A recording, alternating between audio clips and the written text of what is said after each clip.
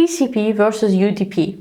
The general consensus is that TCP is presented as a reliable protocol and UDP is demonized, saying that UDP is not reliable, it's very bad.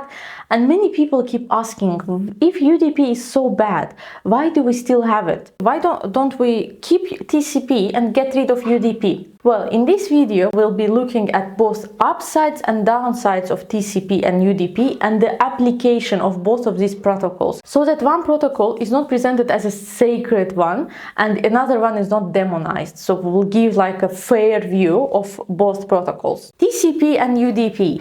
These are two layer 4 protocols.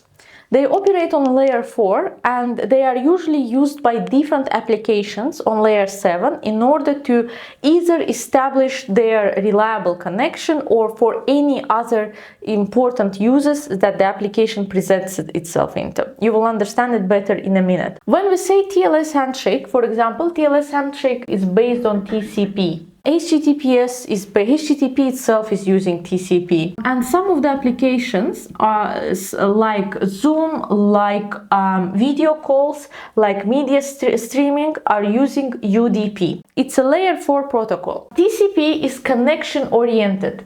TCP has a 3-way handshake. What are these 3 ways? At first, between a client and the server, the client initiates the connection, SYN. Once the connection is initiated, server sends the connection confirmation and acknowledgement to the client. And as a third step, client sends an acknowledgement to the server that it received the acknowledgement from the server. It sounds a bit funny because it's sort of like, client, let's initiate the connection.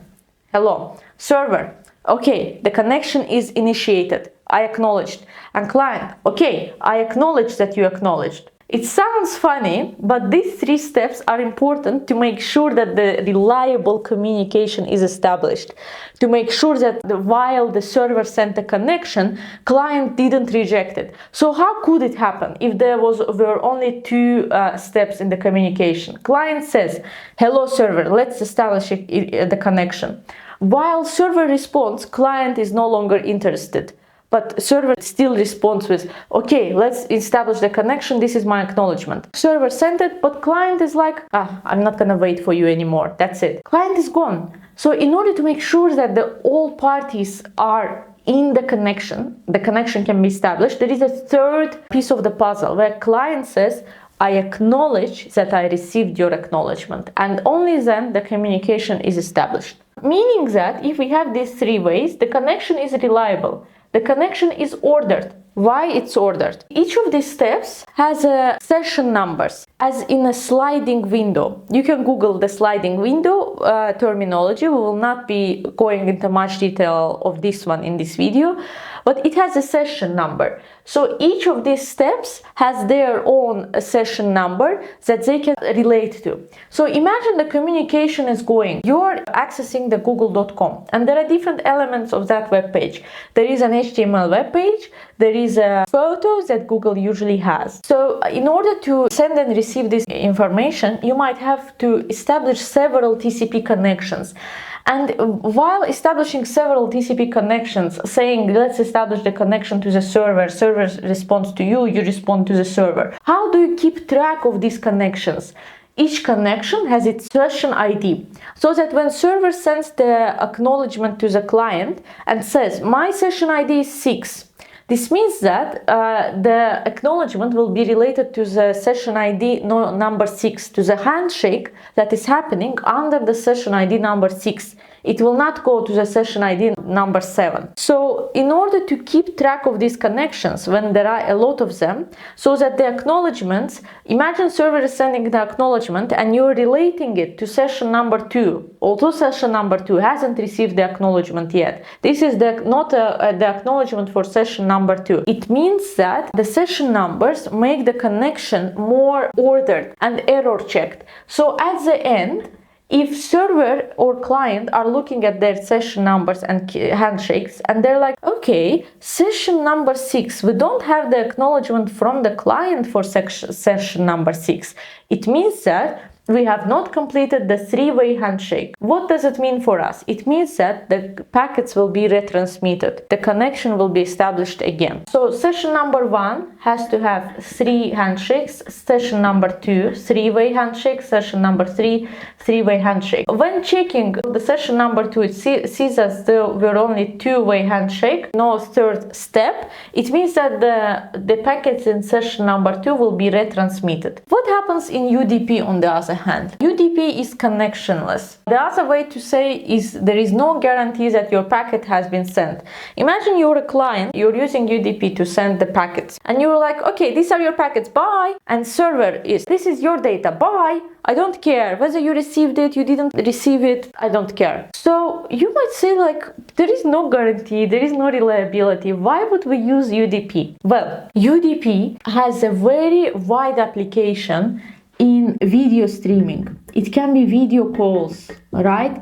It can be audio calls, media streaming. So imagine I am saying it to you, I saying you. I missed am and it. We're talking on the phone and am and it in my sentence weren't sent. There is no point of sending it after. So I saying you, am to, like sending am and to then, as what TCP would do. It would retransmit those two if they're lost. With UDP it doesn't happen. Whatever is lost is lost. We're just going forward. Your life always goes forward, as it was said in Mad Men season 1 or season 2. Anyway, meaning that you don't care about what has been lost. You only care about the future, about what happens next, about what communication you receive next. UDP is important to avoid the overhead. Imagine every little sound you haven't heard is being retransmitted to you in the call.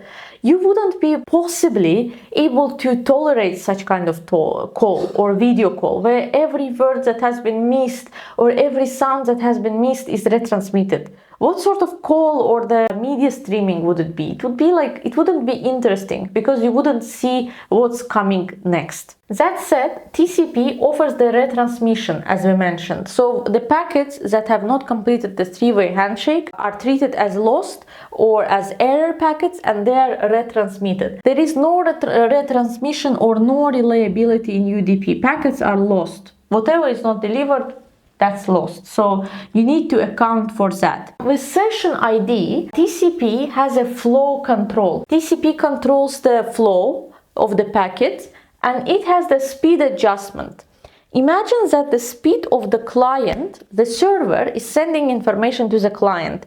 Server's speed is very high and client speed is low. Client cannot accept the data at the same rate as the server.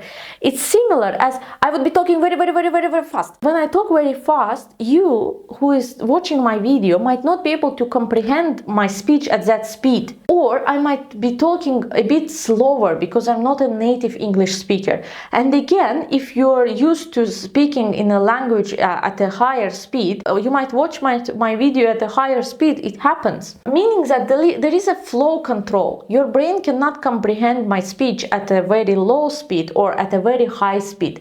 And what TCP does in these cases? TCP has again flow control. It receives the data from the server and it sends data to the client at its own speed. It adjusts the data transmission to the speed of the client. The client is not overwhelmed with the data that it keeps receiving. So it has the speed adjustment, and in the flow control it sends the acknowledgements as the session control. We already discussed that. There is a speed adjustment. With UDP, there is no flow control. So the main motto of UDP is as fast as possible. Server sends the information very quick. Perfect. I will try to transmit it as fast as possible. So this is very good again when we are on a video call. We need to receive the data. Someone is sharing the screen, someone is presenting something on a Zoom call. You need to get the data as fast as possible to keep up with the presenter.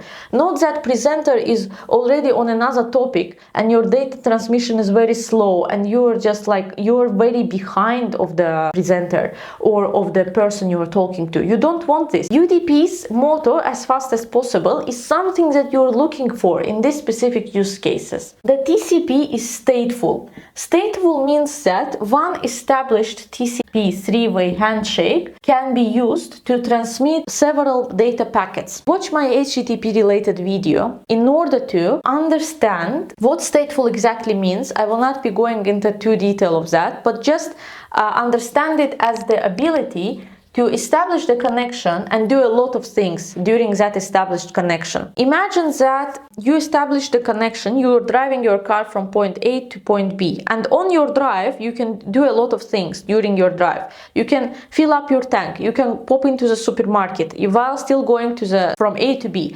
And same as TCP, when HTTP is utilizing TCP. HTTP is a layer 7 protocol, TCP is layer 4 protocol. During that connection established by TCP, HTTP is sending a lot of web page elements. So if Google has different pictures, if Google has the HTML page, it's sending all these elements within one connection without needing to have the overhead. Imagine for every element of the web page, you have to establish new connection. Three-way handshake, here's the next bit of the web page. Three-way handshake, here's the next bit of a web page. It would be very cumbersome. There would be a lot of overhead. That's what we had with HTTP versions 1.0 and 0.9, and that's why they got deprecated. That's why we have a better versions of HTTP now. Version 1.1, version 2, version 3, and etc. Header overhead that happens with TCP. So TCP needs to transmit the session information. That session information is not lost somewhere. In order to transmit this information, it transmits it within the headers, within the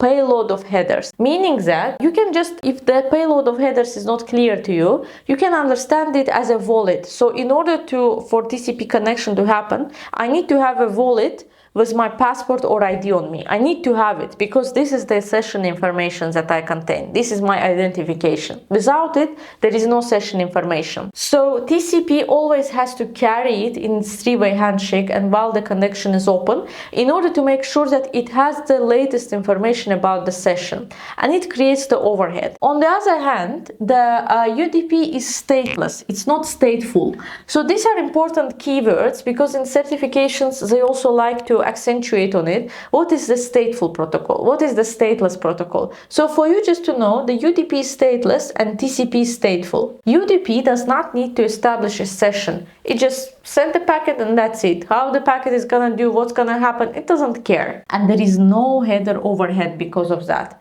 This UDP doesn't have to transmit the additional payload with the header information because it just doesn't need to. It doesn't work in that way. I hope these upsides and downsides were able to explain this topic to you better, because I don't like when UDP is demonized, as we wouldn't have the seamless communication, the data transmission, media streaming without the UDP protocol. UDP protocol is used in order to deliver these videos that you're watching at the moment to you. So you can only see how important it is, just as TCP. So these both protocols are very important and they have their own place on the layer 4 and they have their own utilization for different types of applications. Thank you for being with me today and see you soon. Bye!